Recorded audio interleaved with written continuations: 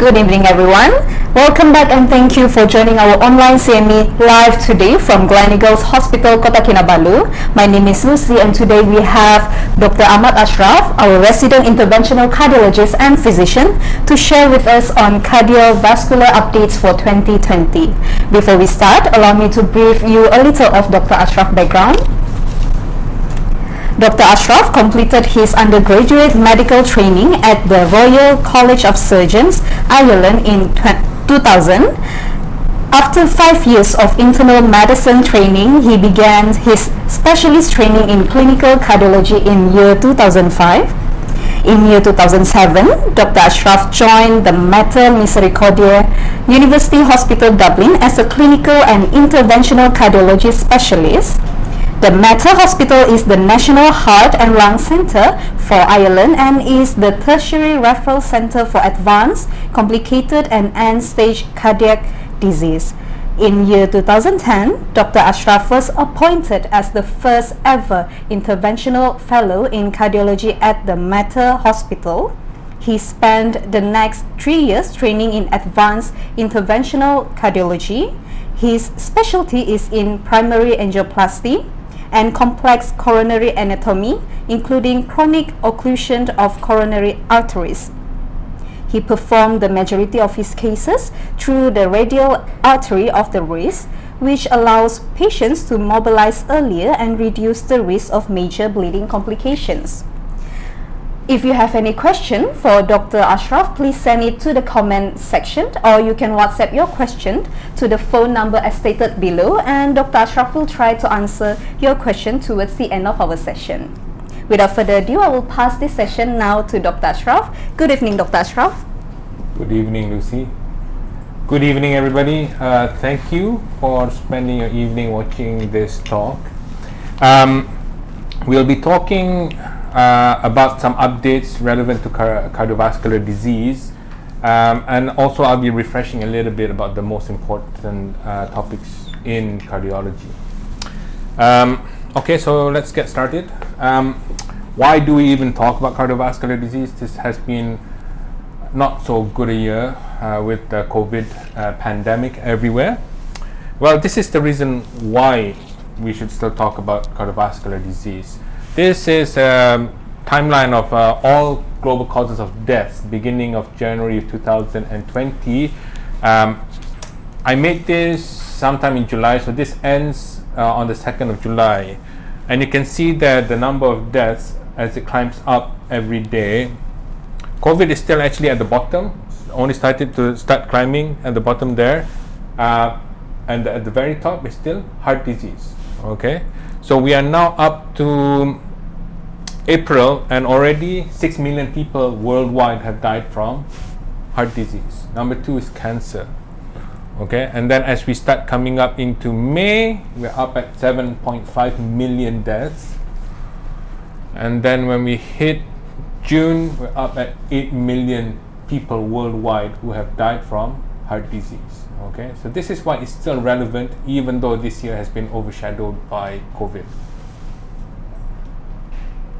And there you can see by the beginning of July, worldwide 9.6 million people have died as a result of heart disease.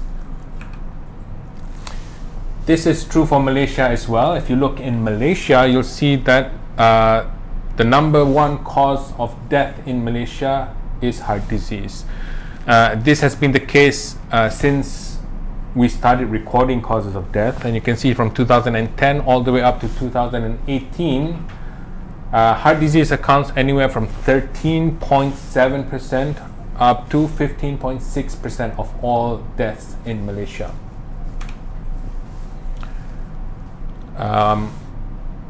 What are the risk factors for having coronary artery disease or cardiovascular disease? Being over the age of 40, being a man, having hypertension, diabetes, high cholesterol, and smoking. If you look in the biggest part of that slide there, you can see overweight populations in Southeast Asia. This is probably outdated data now. This is from 2011. But I don't think it's changed that much, and you can see that Malaysia is the leading country in Southeast Asia for overweight population. 44% of our population back in 2011 was considered obese. So if you take the information, the epidemiology information from the hospitals, then you'll find that for heart disease in Malaysia, 94% are older than the age of 40, 83% are men, 68% have high blood pressure, 55% have high cholesterol, 45% have diabetes, and 49% smoke or used to smoke. And this is data from 2015 to 2016. So in this talk today, I'll talk a little bit about the treatment of hypertension, the treatment of high cholesterol, diabetes. I'll talk a little bit about bariatric surgery. I think that's quite exciting development. I'll talk a little bit about heart failure, and then I'll talk a little bit about the use of angioplasty for treating coronary artery disease, and then we'll finish with a little bit about COVID-19 and how it's affected, how it may impact on cardiovascular disease in the future. So hypertension, why is this still a big deal? Because treating it is very important. For people with high blood pressure, any 10 millimeter reduction in the blood pressure will result in a 20% reduction in cardiovascular events, 17% reduction in coronary heart disease, 27% reduction in stroke, 28% reduction in heart failure, and a 13% reduction in all-cause mortality. Okay, so just think about that. If you lower a person's blood pressure by 10 millimeters of mercury, you'll reduce their risk of dying by 13%. Okay. So how do we treat hypertension? Everybody is familiar with all the medications that we can use to treat hypertension. It starts with A, B, C, D, and E. So A is angiotensin receptor blockers, or ARBs, also alpha blockers. B is beta blockers. C is calcium blockers. D is diuretics. And so these are all the different types of medication that we can use to treat hypertension. But increasingly, I think we're starting to recognize that actually it's not just using one blood pressure medicine to treat blood pressure, but to use a combination. So we're more going towards this combination treatment for hypertension now. And there have been many studies that showed the benefit for this.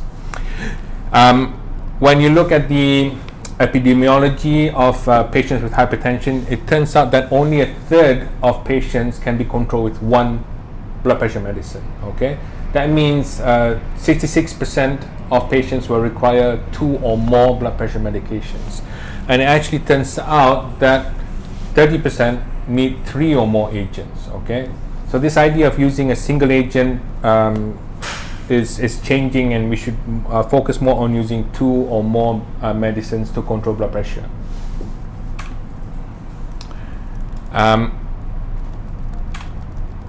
And you can see that this study looked at adding in a new agent instead versus maximizing the medicine that a patient is already taking. You can see that introducing a new medicine for the treatment of blood pressure is 5 times more effective than maximizing the dose of the pre-existing medicine.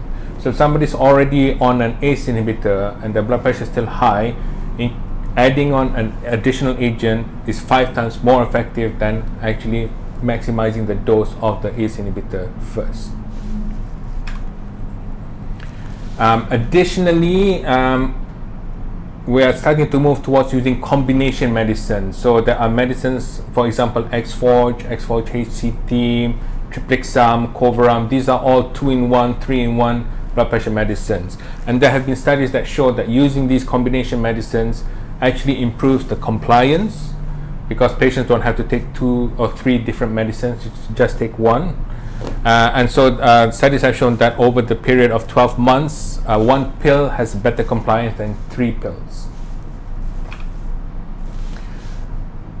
This is a somewhat new thing. First noted in 2013. When is the best time to take blood pressure medicine? This is quite important. So this part I think you should pay attention to. So back in 2013, there was the MAPEC study, which looked at the effect of giving antihypertensive medicine either during the morning or at night. Okay, this was done, I think this was done in Spain. And this study involved about 2,000 patients, 1,000 men, 1,000 women. And the only difference in the study, it did not look at what type of antihypertensive medicine was used. It just divided one group into taking all the blood pressure medicines in the morning and one group to take the blood pressure medicines at night. The median follow-up was about 5.6 years. And by the end of the follow-up, there was a 61% lower risk of total cardiovascular events in the group that was taking the blood pressure medication at night. There was also a 67% lower incidence of the composite of cardiovascular death, MI, ischemic and hemorrhagic stroke. So quite a striking study from 2013. But here we are in 2020 and most people are still taking their blood pressure medications in the morning. Roll forward to 2019. In Brazil, there was a big study in primary care, so relevant to GPs especially. This was called the Hygia chronotherapy trial. And this is similar to the MAPEC study, but this was much bigger. It recruited about 19,000 patients, all with hypertension. Again, the breakdown is similar, 10,000 men, 8,000 women. All done in the GP setting, so that's primary care. And again, it divided the group into half of them took the blood pressure medicines in the morning, half of them took blood pressure medication at night. The follow-up was over 6 years, and what it looked at was the primary outcome of cardiovascular death, so that's death from heart attack, the rate of heart attack, the risk of needing to undergo angioplasty or bypass, looked at the incidence of heart failure, and looked at the incidence of stroke. And what it found was in the group that took the medicines at night, there was a 45% reduction in the composite event, and this was statistically significant.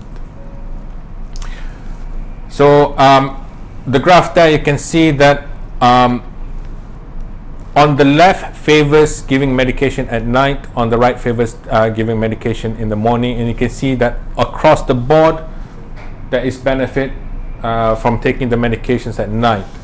Now you might say that some of the endpoints are soft. Heart failure can be solved, it's a clinical assessment, but cardiovascular death is a hard endpoint. It's either people die or don't die, and you can see that there's a significant reduction in the risk of cardiovascular death if you take your antihypertensive medication at night. So if you took these two studies, the MAPC study and the Hygia chronotherapy study, what conclusion can you take? It seems to be quite obvious that if you take the antihypertensive medicines at night, there is substantial reduction in cardiovascular death, MI, heart failure and stroke. Okay, and the other thing to take is that combination therapy, 3-in-1 or 2-in-1 medicine has better compliance and has more synergistic effect than just one single antihypertensive medicine. Okay, so this is an important message to take home. How will you switch your patients to taking medicine at night? Well, when you see them in the clinic, you explain to them that there's been a study that shows taking blood pressure medicine is better at night. If they've taken the blood pressure medicine that day, you just tell them to take the same medicine again that night before they go to bed, and then the next morning they don't, then the next day they just keep taking it at night. That's what I've been telling my patients since I found out about the Hygia study.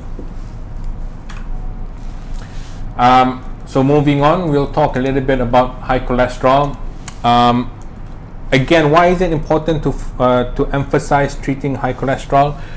Because we know from the Jupiter study that a 50% reduction in LDL levels has a 40% reduction in cardiovascular events, and if you can get an even bigger response, a more than 50% reduction in LDL, you get a 60% reduction in cardiovascular events. Okay, so these are big benefits that you can gain from aggressively treating LDL cholesterol.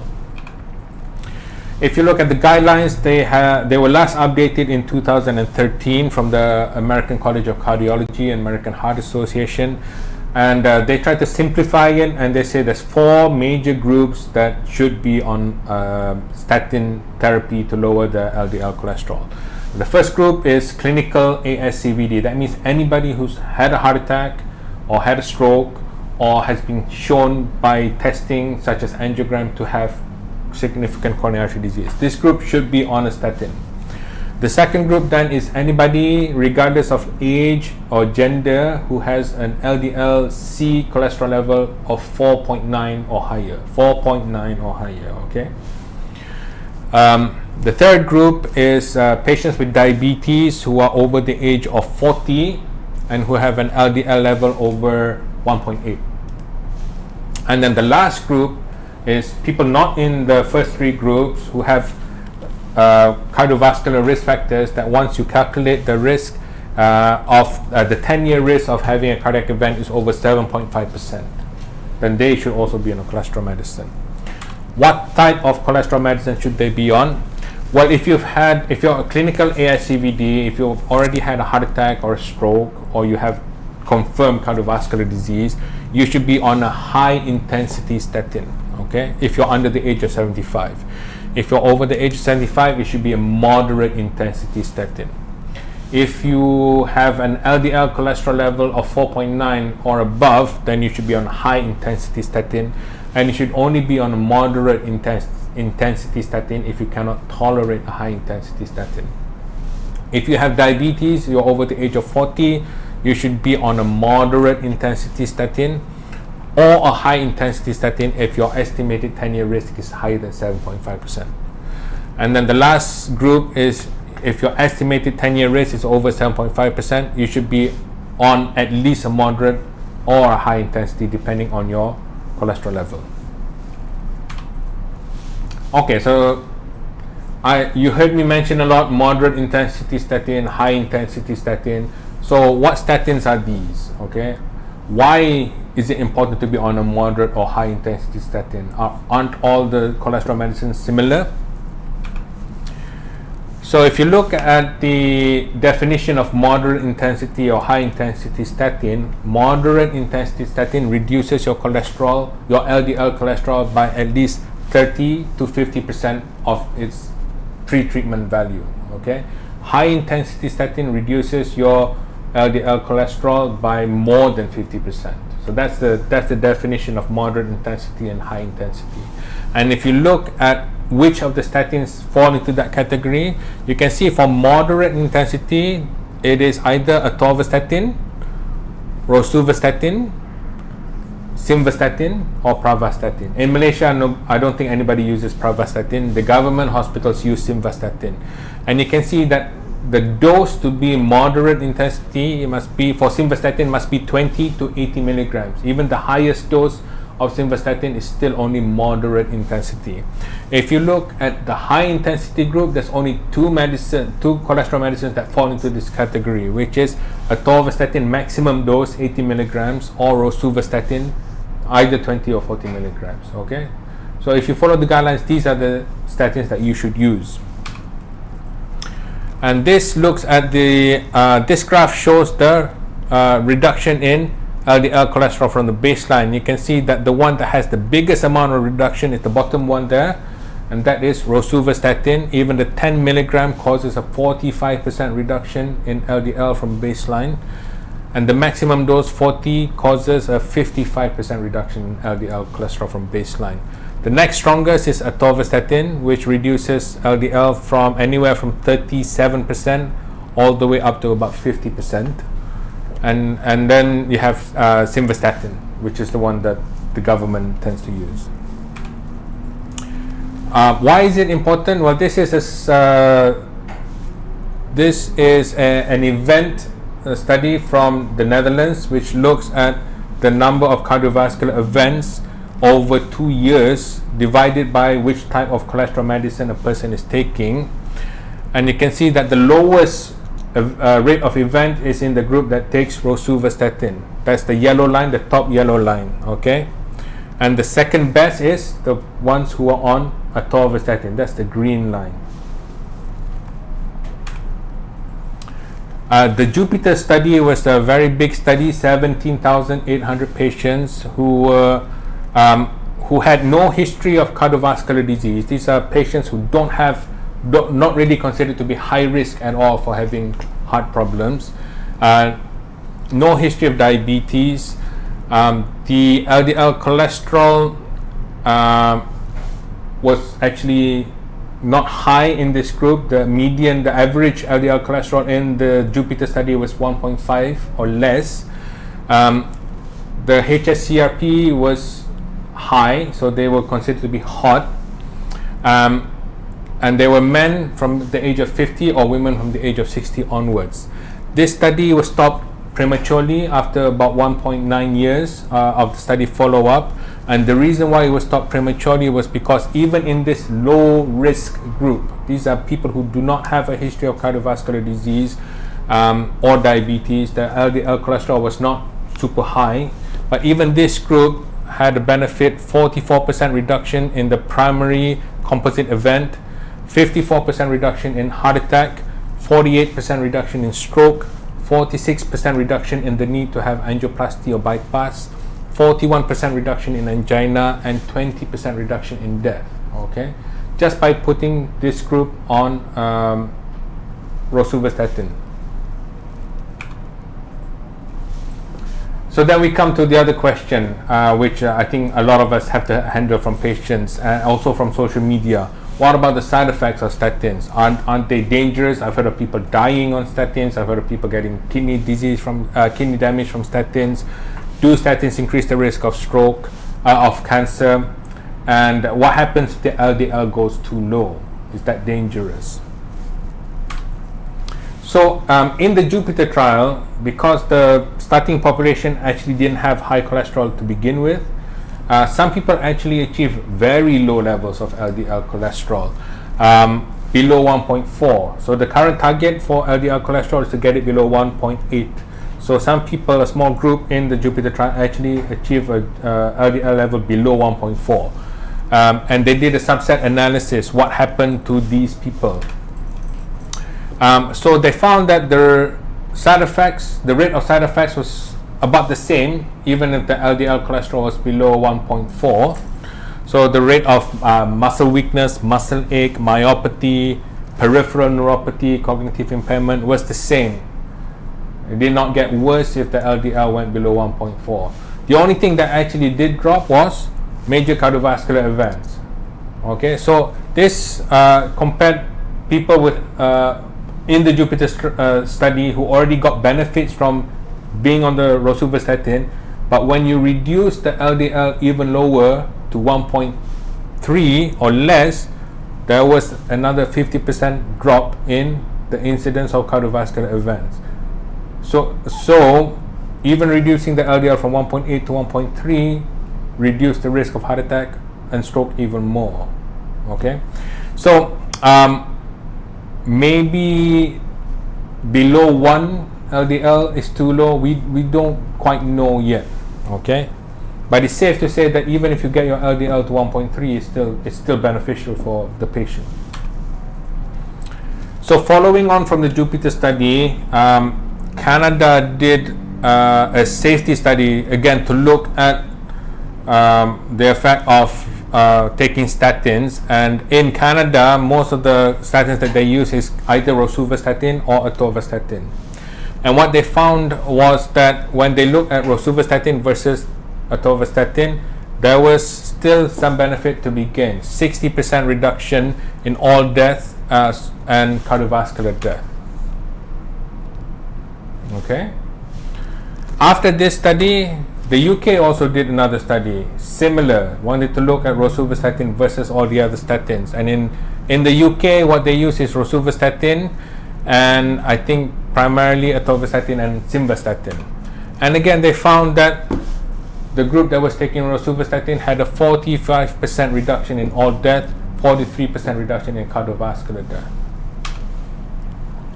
If you look at the side effects, so the commonest side effect from taking statin is muscle ache, and you can look at the effect by measuring the blood test for muscle damage. you can see that actually simvastatin at the higher doses has a much higher likelihood of elevating the muscle enzymes compared to rosuvastatin, which is at the very end, which even with increasing dose has minimal effect on the increase in muscle enzymes.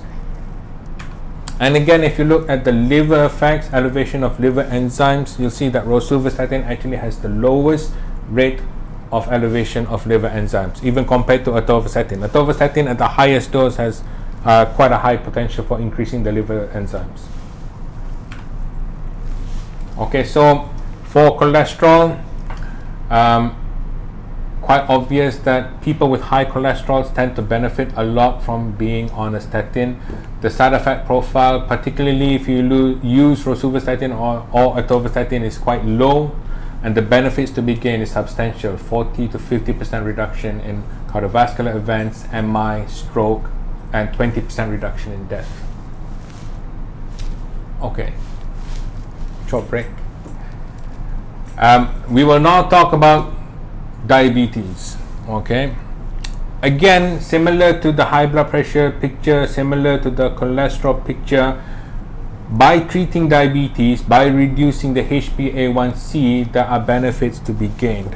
Every 0.8% reduction in HbA1c has a 45% reduction in the risk of cardiovascular death, 39% reduction in coronary events, 37% reduction in cardiovascular events. And this is from an observational study done in Sweden from 2012.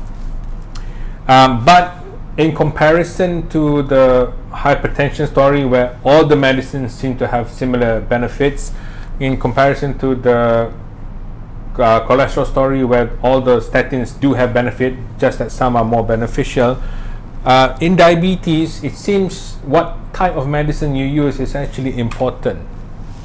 So if we go back maybe 10 years ago, the treatment for diabetes would have been, the standard treatment would have been using a biguanide like metformin. That would be in the beginning. And then if the blood sugar was still high, to use a medicine from a sulfonylurea. So dimicron, Amaryl, these would have been standard use to try and treat the high sugar. Okay. But there has always been concern about the use of sulfonylureas in type 2 diabetes, because type 2 diabetes is not a problem of low insulin. Type 2 diabetes is a problem that the body is insensitive to insulin. And what sulfonylureas do is it makes the pancreas produce more insulin, which of course will help to lower the blood sugar, but may have other side effects. So in a meta-analysis that looks at the use of sulfonylureas in type 2 diabetics, in all the studies, when you compare sulfonylureas towards other diabetic medicines, there's an increased risk of cardiovascular death. Okay, so about a 27% increased risk of having cardiovascular death in comparison to other diabetic medicines. And then if you look at the composite of MI, stroke, hospitalization for cardiovascular disease and cardiovascular death, there's a 10% increased risk compared to other diabetic medicines. Okay, so that means, yes, sulfonylureas may lower the blood sugar, you may get a better HbA1c, but it doesn't translate into benefit to the patient. And what we want is, we want to treat the blood sugar, but we also want to reduce the risk of heart attack, reduce the risk of stroke, reduce the risk of hospitalization, reduce the risk of heart failure. What about insulin? Okay, in the government hospital, it's pretty standard that once the HbA1c becomes above a certain level, despite the use of metformin, despite the use of sulfonylureas, to switch the patient over to insulin. It's attractive because insulin is cheap, and the other medicines are expensive. There is conflicting data about the use of insulin in type 2 diabetics. Okay, there have been studies that show that there is an increased risk in cardiovascular events. There have been studies that show that there's an increased risk a slightly increased risk in cancer by using insulin in type 2 diabetics. And there's also studies that show that there's a slightly increased risk of death compared to other medicines. Okay.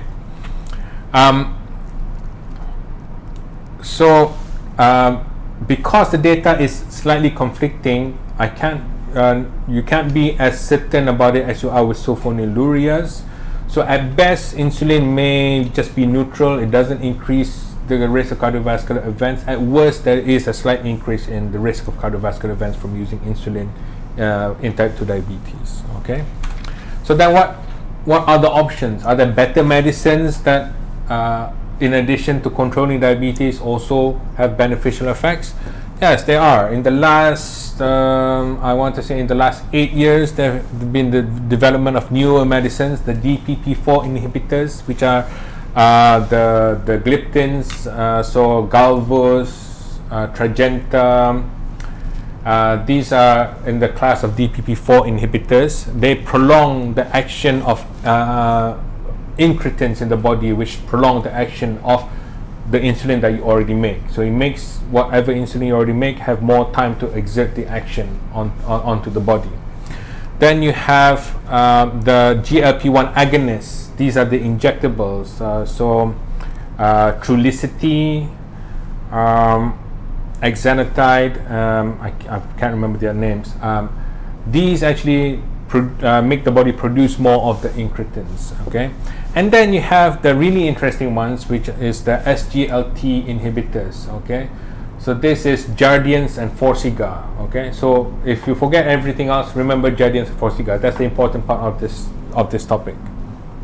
They work on the kidneys. So the kidneys, normally all the sugar goes into the kidneys as it's being filtered, as the blood is being cleared, but then the sugar is reabsorbed in the tube and at the end tubules into the blood. Okay, and what the SGLT2 inhibitors do is it blocks that reabsorption, so a lot of the sugar is actually released into the urine, and because of that effect, it lowers the effective blood sugar in the blood.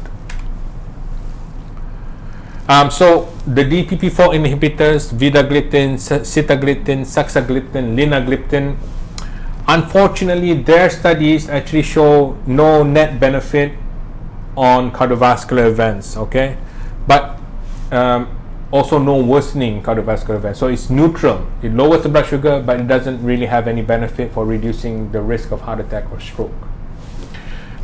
One medicine, saxagliptin, which is Onglyza, that one was associated with an increased risk of being hospitalized with heart failure.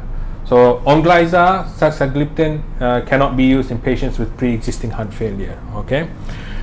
These medicines do not increase your weight, okay, and they can be used in combination with metformin. So these are actually quite popular now. You can see combination medicines, Galvusmed, Trajenta Duo, and these would be considered now first-line use for treatment of diabetes. Then we come to the interesting ones, the SGLT2 inhibitors. So the big ones are empagliflozin, which is Jardiance, and dapagliflozin, which is Forxiga. Okay, so these block the absorption of sugar from the kidneys. They reduce your HbA1c by about 1%. They have an additional benefit of weight loss around 4 to 5 kilograms, and they also reduce blood pressure by 4 to 5 millimeters of mercury. And the exciting thing about them was that the studies, which was the EMPA-REG, just look at Jardiance, 7,000 patients with type 2 diabetes, follow up over 3 years. There were other benefits: 14% reduction in cardiovascular death, 38% reduction in cardiovascular death, 13% reduction in non-fatal MI, 35% reduction in heart failure, 30% reduction in all-cause death. Okay, so this was very exciting when it came out. And then the other SGLT2 inhibitors, empagliflozin, canagliflozin, they've also been shown to have similar benefits as well. Then we come to the injectables. These are not so popular. I have some patients who have very difficult to control HbA1c. They're on almost all the other diabetic medicines, and their HbA1c is still difficult to control. So I have some of them on these injectables, liraglutide, exenatide. Drawback, of course, is they are injectable, similar to insulin. Benefit is they have additional, they have cardiovascular benefits. So 22% reduction in cardiovascular death, 15% reduction in all-cause death. Okay, so compared to insulin, these injectables actually have cardiovascular benefits. There is a slight concern with the injectables that they may be associated with a potential risk of increased risk of cancer. This is being closely monitored, and so far there has been no signal that I'm aware of that there is an increased risk of cancer, but it is being monitored still.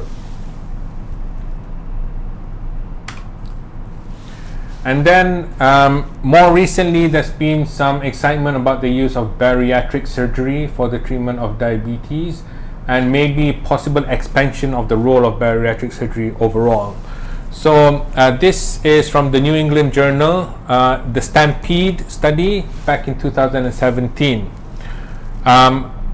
This was a very small study, only 150 patients. They were randomized to get either gastric bypass or gastric sleeve, both bariatric surgery.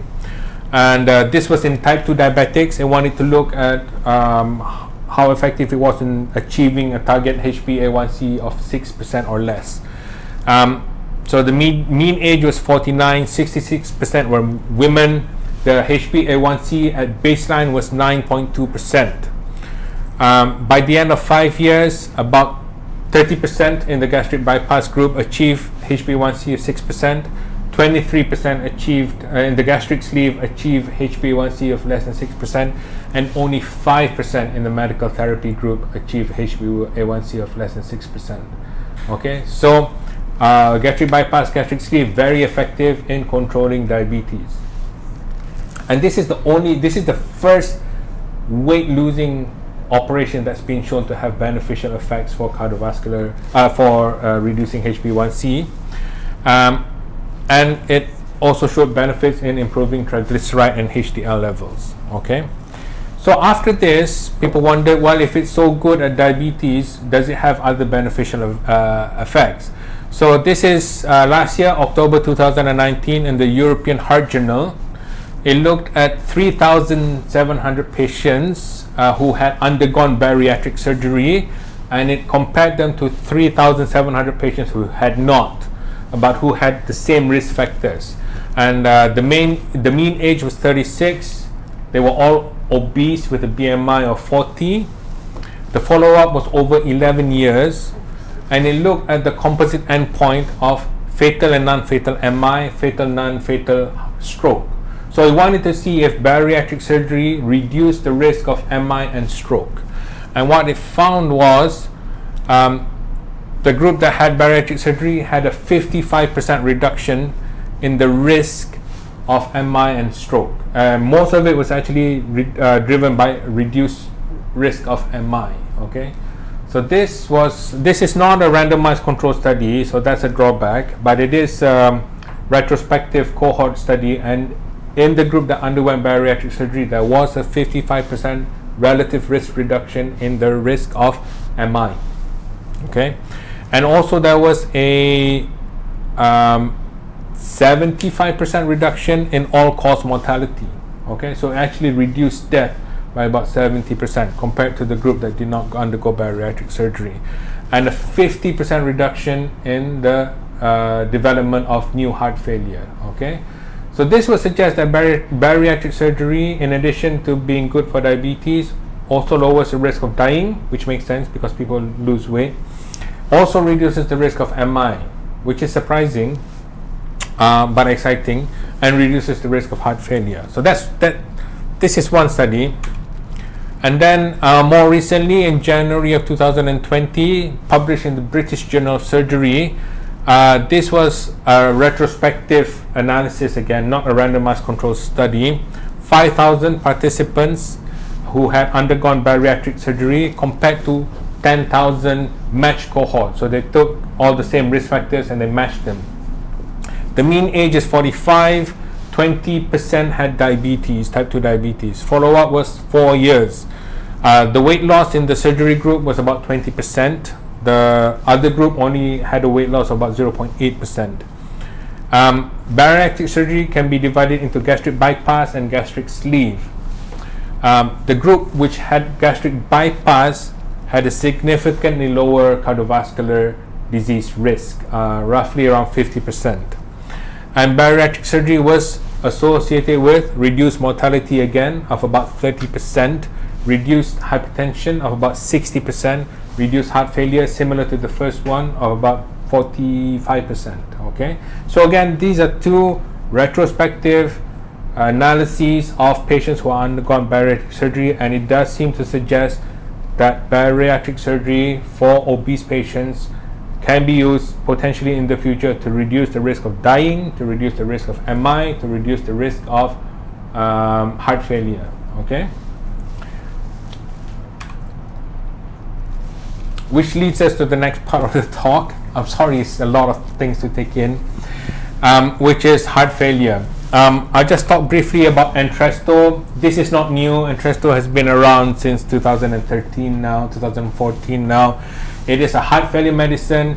It is one of the first new heart failure medicines since we discovered ACE inhibitors and ARBs that has been shown to have benefit over ACE inhibitors. So the Paradigm Heart Failure Study, which looked at about 8,400 patients who had from class 2 to class 4 heart failure with poor heart function less than 40%. The use of Entresto in addition to the standard therapy reduced cardiovascular death by 20%, reduced all-cause death by 16%, reduced hospitalization by 20%. So this is old news. I'm sure a lot of you now have patients who are on Entresto. Certainly almost 80% of my patients with heart failure are on Entresto. Heart failure with reduced LV function are on Entresto, and it seems to be very effective. Okay, but this is a new development. Okay, because of the studies from the SGLT2, the medicines used for diabetes, Forxiga and Jardiance, because in that study of diabetics, they noticed that there was a 35% reduction in heart failure. Then we started to wonder, could this benefit also be seen in patients without type 2 diabetes? So this is Forxiga. This is published in the New England Journal in November 2019. And this is called the DAPA Heart Failure Study. It was a randomized placebo-controlled study, so a well-designed study. It recruited 4,700 patients who had heart failure class 2, 3 or 4 with poor LV function, so less than 40%, and they were randomized to either getting Forxiga 10 milligrams or placebo along with the standard heart failure medicines. Okay, and it looked at whether or not there was worsening heart failure, which means you had to be hospitalized or you needed intravenous treatment for heart failure, and it looked at cardiovascular death. The follow-up was over 18 months. So this is the demographic for the patients in the DAPA heart failure group. So LV function is quite poor. The median LV function is 30%. So this is really poor LV function group. And only about 40% of the patients in this study had diabetes. 60% did not have diabetes in this group, in this study. If you look at the heart failure medication, they were actually quite well medicated. 90% were on diuretics. About 90% were on either an ACE inhibitor, or an ARB, or on Entresto. 96% were on beta blockers. 70% were on spironolactone, and interestingly about 20% were also on digoxin. So this is a group that is very well medicated for heart failure, and the only difference is half of them also had Forxiga 10 milligrams added on. So if you look at the outcomes, there was a significant reduction in hospitalization for heart failure of about 30%, statistically significant, and there was about 20% reduction in cardiovascular death, again statistically significant, in the group that was on Forxiga on top of the other medicines. And this benefit was seen mostly in the group who had class 2 heart failure, but also seen in a group with class 3 and 4. And this was seen in all the patients. It did not matter if they had diabetes or not. Even the group that did not have diabetes also benefited significantly from this medicine. And it seems that even in patients who have impaired renal function also benefited from using Forxiga for heart failure here. So the conclusion was, in patients with heart failure with poor LV function, Forxiga 10 milligrams reduces the risk of worsening heart failure and reduces the incidence of death from cardiovascular causes. This benefit is seen whether or not the person has diabetes. The side effect, you might think, oh, it's a diabetic medicine, then probably the patients who don't have diabetes have higher incidence of hypoglycemia. They don't. Okay. Major hypoglycemia was seen very rarely and only in the patients who already had diabetes. Okay. Because of this study, in May 2020, the FDA in America has actually approved the use of Forxiga for the treatment of heart failure in patients with poor LV function with or without diabetes. Okay, so Forxiga is now a treatment for heart failure as well.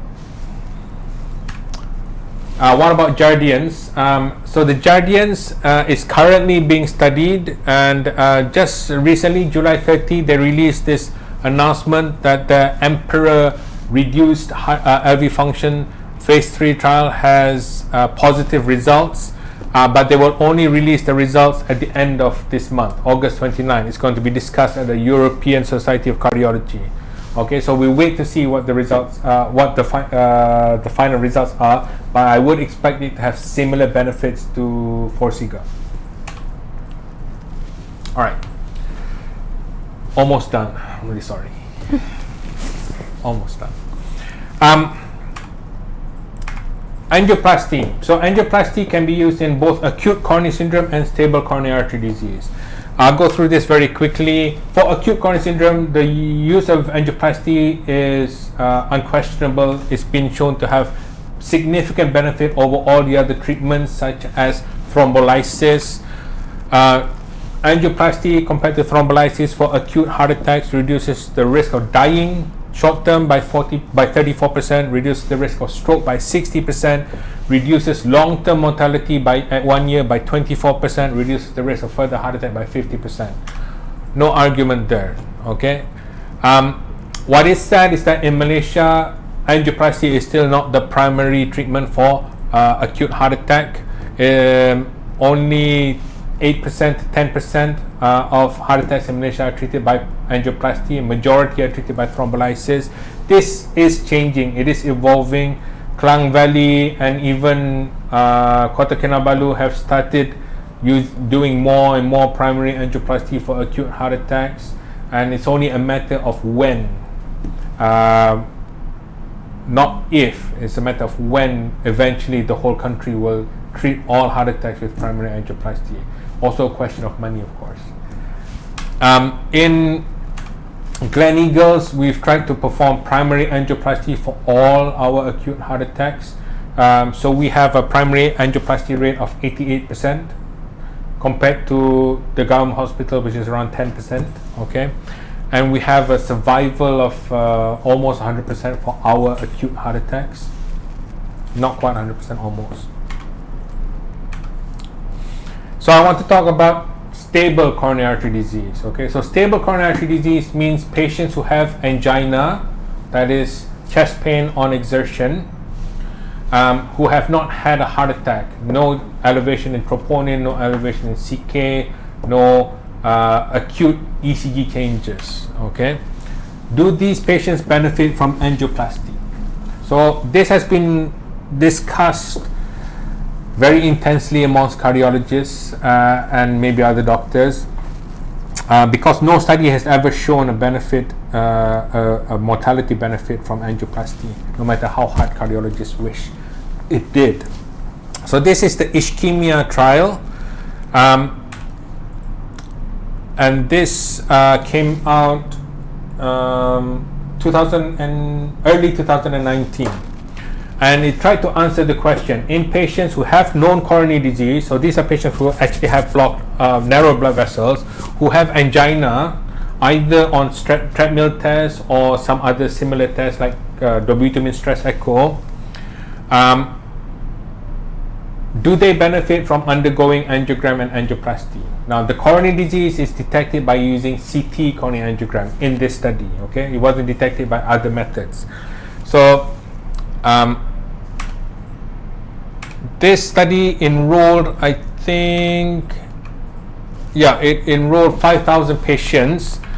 These are patients who had symptoms of angina, which is chest pain on exertion, and confirmed to have evidence of ischemia on a subsequent test, either stress test or dobutamine stress test. And then they underwent a CT coronary angiogram, which confirmed that they actually had coronary disease, significant coronary disease, which was considered to be more than a 50% stenosis in one of the major epicardial vessels, the LAD, the left circumflex, or the RCA. It did not include patients who had heart failure. It did not include patients who had poor LV function, and it did not include patients who had left main disease. So if you had this, then you're not included in this study. So this is a group who is quite stable, okay? Does have coronary disease, does have angina, proven to have ischemia when you do a stress test. That means when they exercise, they actually suffer ischemia. And this was randomized to either having invasive treatment, which is angioplasty or bypass, or conservative treatment, which is just take medicines, okay? And they were followed up over a period of about 5 years, okay? So 5,000 patients randomized, that means 2,500 got angioplasty and stenting or had a bypass, and 2,500 just stayed on medical treatment. And what happened to them? This is just to show that the baseline characteristics for both groups is identical. There's no difference in the baseline characteristics. And this is to show that 50% had severe ischemia on treadmill tests or other analysis. Okay, 30% had moderate ischemia, and 10% roughly had mild ischemia. Okay, so this is a group with quite symptomatic. Severe means that they have positive findings on a treadmill test below 6 minutes. And this is the coronary anatomy. So again, similar between both groups.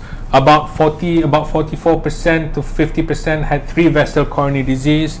About 35% had 2-vessel coronary disease. About 20% had single-vessel coronary disease.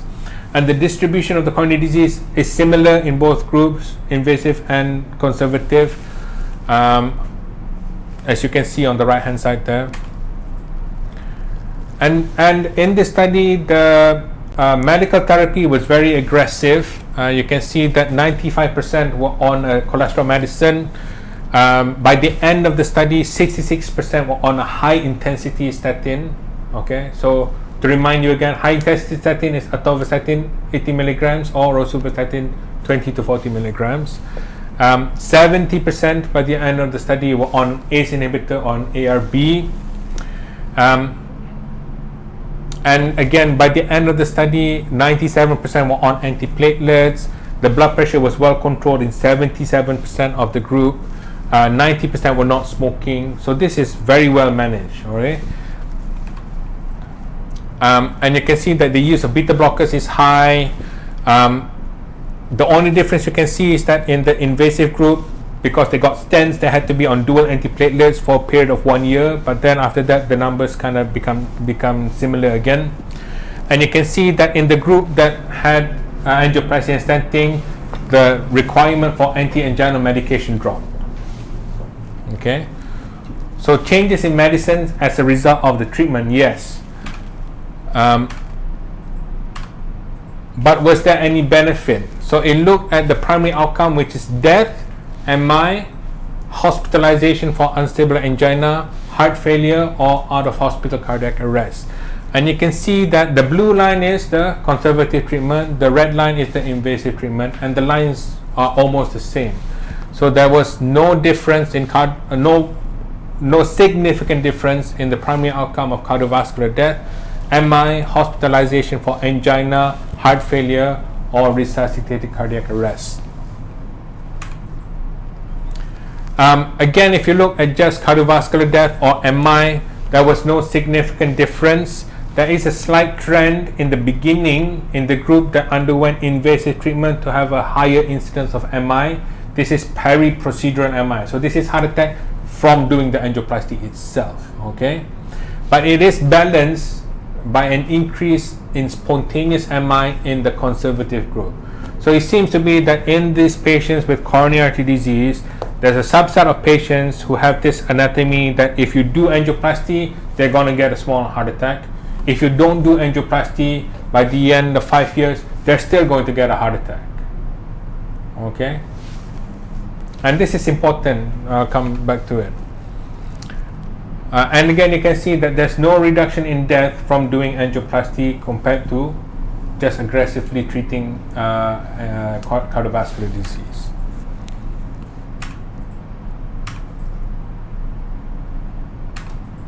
So this was the largest trial ever done of this sort to look at angioplasty versus medical treatment for stable coronary artery disease. Okay, and the results will suggest that angioplasty and stenting in stable coronary artery disease does not reduce the risk of dying, does not reduce the net risk of heart attack, does not reduce the risk of hospitalization for heart failure or angina. Okay, so it looks pretty clear. Angioplasty in stable coronary artery disease does not reduce the risk of dying. So if you hear somebody said, oh, you need to have stents, otherwise you die, not really. Okay. Now the things to remember is this is stable coronary artery disease. This is not people who had heart attacks, not people who keep coming in for repeated chest pain with ECG changes. It does not include patients with left main disease. So left main disease is still considered a different, not considered stable coronary artery disease per se. The LV function, the median LV function in this study is 60%. So these are people with good, strong hearts. Okay, so that this does not apply to people with heart failure. In the group that underwent angioplasty, the angina improved a lot. So there's a big reduction, a significant reduction in the need for anti-anginal medication in the group that had angioplasty. Okay, it does not reduce the risk of death. In the group that underwent angioplasty, the long term is a reduced incidence of MI, but the trade-off is there's an upfront risk of MI during the angioplasty. Okay, so as I said, it seems to be in the group of people with stable coronary artery disease, there's a subset that when you do angioplasty to them, they will get a peri-procedural MI.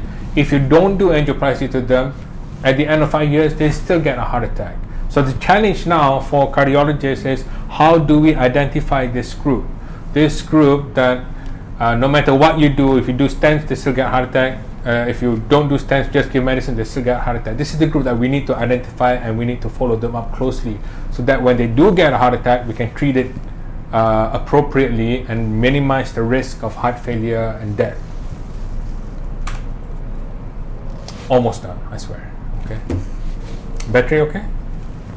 Alright, so just want to mention a little bit about colchicine. This was a study that came out last year. Very simple study. It looked at people who had a heart attack, and in addition to the normal medicine, they were also started on colchicine. You know, colchicine is an old medicine. It's been around forever. It's a mild anti-inflammatory. It's been used principally for the use of treatment of gout. In Malaysia, it's 0.6 milligrams twice a day. Potential side effects of colchicine is diarrhea. It's very effective medicine for the treatment of gout. It has also been shown to be effective in the treatment of pericarditis. So this was studied to see whether or not colchicine, when added to the normal medicine for people who suffered a heart attack, did it have any benefit? So this was 4,700 patients who were randomized. So this is a randomized double-blind placebo-controlled study. randomized to either getting placebo or colchicine, followed up over 2 years. And it looked at whether or not it reduced the risk of dying from cardiovascular causes, reduced the risk of cardiac arrest, MI, stroke, or hospitalization. And that's actually about a 27% reduction in the primary composite endpoint. Okay, so colchicine actually has benefits when added in to the standard therapy for acute MI. Most of the benefit is driven by a reduction in hospitalization for angina actually. Okay, the only adverse event of note that was higher in the colchicine group is increased risk of pneumonia. Okay, it's from 0.4 in the placebo group to 0.9 in the colchicine group. So colchicine can be used now for patients who suffer MI. Maybe they're awaiting angioplasty and they're having angina. It seems to improve the angina for that viewpoint. Okay. The last thing I'll talk about is COVID-19 and cardiovascular disease. Okay. So in the beginning, there was a lot of concern that the way the virus attacked the cells, that people who were on ACE inhibitors or ARBs were at increased risk, that they were more vulnerable or susceptible to getting COVID-19. So this was looked at in Italy during the height of the epidemic. It looked at 6,000 patients who suffered COVID-19 and was compared to a matched control of 30,000 patients. And it found that there's no significant increased risk between the use of ACE inhibitors or ARBs and infection with COVID-19.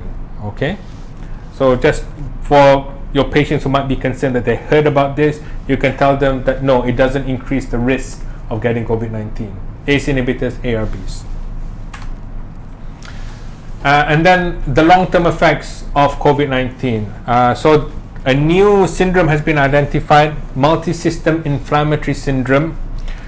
This was reported from the United States in the period from March to May, and it found a group of patients who had COVID-19 which was severe, needed hospitalization, had high fever, had high lab markers for inflammation, high CRP, high ESR, and had evidence of multi-system involvement. So they found 186 patients who had this. The median age was 8, so these are children. 92% had gastrointestinal involvement, 80% had cardiac involvement, 76% had hematological involvement, 74% had mucocutaneous skin involvement, 70% had respiratory involvement. The median hospitalization for these children was about 7 days. 80% had to be admitted to ICU, 20% required ventilation, 2% died. And the thing to note is that 8% in this group had coronary artery aneurysm, and 40% had other features of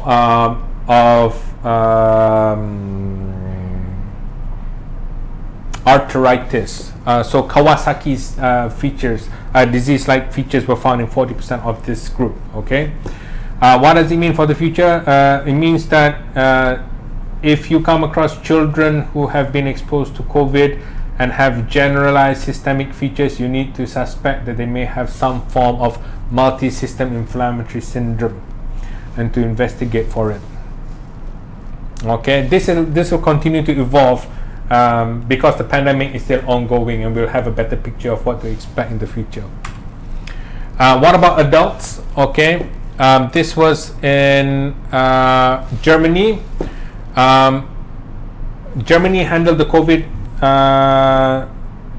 pandemic in their country reasonably well, and they had the opportunity to study, to do cardiac MRI. So 100 random people who had been infected with COVID-19 were selected. They looked at the demographics, they took blood tests to detect any cardiac damage, and they did cardiac MRI to see the long-term effects of COVID-19 infection on these adults. Okay, What is interesting is because this was not done immediately, they actually identified 100 people who had COVID-19, had recovered from COVID-19.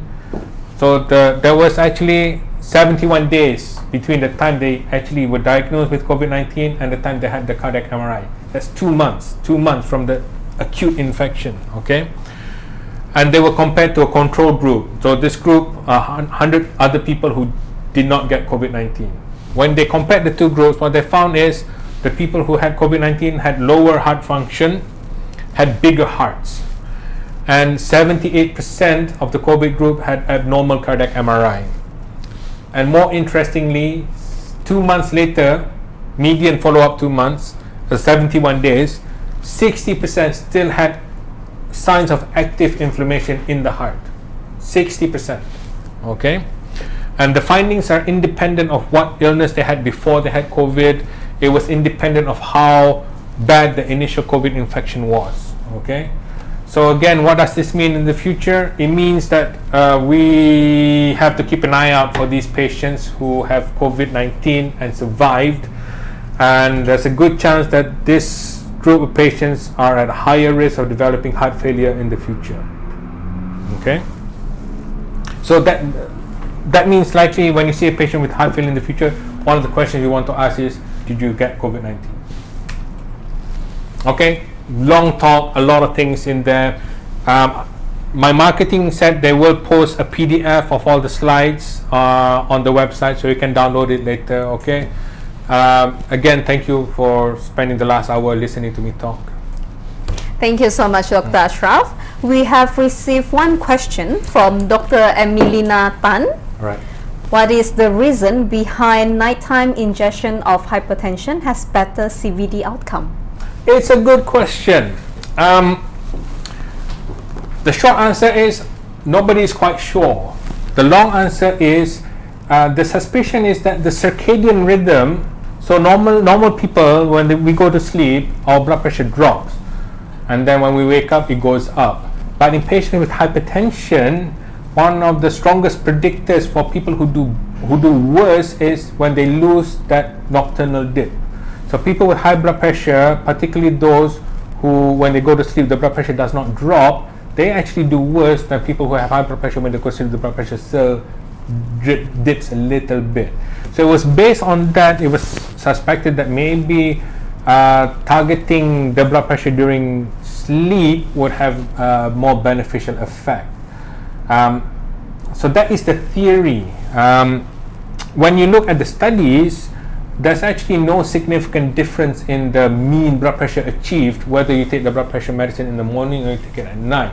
There was maybe, I think, a 5 millimeter difference at most. Okay, so you could not explain the benefits that were seen in the studies purely based on a reduction in blood pressure between the morning and night. Okay. All right. So, Dr. Ashraf, do you have any last advice for our viewers today?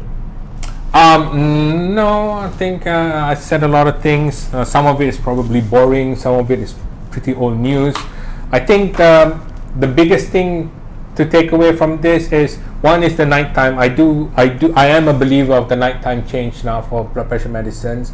It's not easy. Okay, I approach it as day by day. When I see a new patient, I check when was the last time I saw them, what time do they take the blood pressure medicines. Then I explain that it's better to take it at night. It is achievable. I think if there's anything that to take home from today, it's that one. Is if possible, try and switch your patients who are on blood pressure medicines to take them at night. Okay, except for diuretics. Okay, don't change the diuretics to take them at night. Okay, all the other ones, yes. And then just exciting news about Forxiga for heart failure, at least for me, because I see a lot of heart failure patients. And then the ischemia, I think that's also exciting because it means that stable coronary artery disease we can continue to treat with medicines, and for those who have really troublesome angina, then those are the ones that we should do angioplasty on. All right. Thank you so much, Dr. Ashraf, for the updates. I believe our viewers out there receive a lot of useful information from you through this session. Thank you once again, Dr. Ashraf.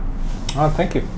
To all our viewers out there, we have another online CME session with our resident orthopedic, arthroscopic sports and joint reconstructive surgeon, Dr. Dharmalingam Mutia, on the topic of hip and knee replacement on next Friday, 28th of August at 6 p.m. Let me know if you are interested. We will share the link for you to join. And also, don't forget to scan the QR code at the end of this live by using your MMA Doctor phone application to get your CPD point now.